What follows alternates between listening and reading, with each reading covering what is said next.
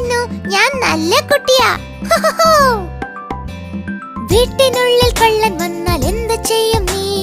Bow bow എന്ന് കുരച്ച് വിരട്ടി ഓടിക്കും. പപ്പക്കുട്ട, ഞാൻ നിനക്ക് ചോറ് തരുമല്ലോ. ഞാനും ചോറുണ്ടിട്ട് കാവൽ കാത്തിടുമല്ലോ. നീ എപ്പോഴും എന്റെ കൂടെ തന്നെ ഉണ്ടാവണം കേട്ടോ. നമ്മൾ രണ്ടുപേരും ഇനി മുതൽ ബെസ്റ്റ് ഫ്രണ്ട്സാ.